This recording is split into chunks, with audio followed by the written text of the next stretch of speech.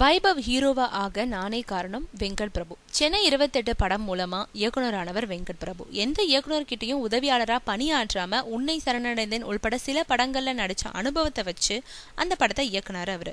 அப்போ படத்தோட முக்கிய வேஷத்துல நடிச்ச மங்காத்தா உள்பட சில படங்கள்ல நடிச்ச வைபவ் தான் அழைச்சாராம் வெங்கட் பிரபு. ஆனா அவரோ தன்னோட தந்தை தெலுங்குல பெரிய இயக்குனர்னு சொல்லிக்கிட்டு அவர் படத்துல தான் அறிமுகமாக போவதான்னு போயிட்டாராம். அப்படி அவர் மறுத்ததாலதான் அந்த படத்துக்கு ஜெய்ய நடிக்க வச்சிருக்காரு வெங்கட் பிரபு. ஆனா அந்த படமே ஜெய்க்கு பெரிய என்ட்ரி ஆயிடுச்சு. அதுக்கப்புறம் தான் சுப்பிரமணியபுரம் படத்துல ஜெய்க்கு சான்ஸ் கொடுத்தாரு சசிகுமார். ஆக இப்போ வைபவை விட தமிழ்ல பெரிய நடிகர் ஆகியிருக்காரு ஜெய். இத சமீபத்துல வைபவ் நடிச்சு வெளிவர இருக்கும் டமால் டுமீல் படத்தோட ஆடியோ விழாவில் தெரிவிச்ச வெங்கட் பிரபு இந்த படத்துல தான் ஒரு முழு நாயகனா அறிமுகமாயிருக்காரு வைபவ்.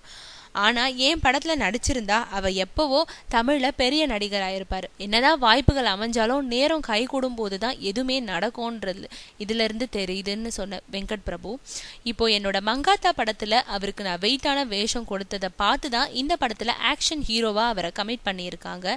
ஆக இப்பவும் நானே வைபவ் ஹீரோ ஆகிறதுக்கு காரணம்னு சொல்லியிருக்காரு வெங்கட் பிரபு.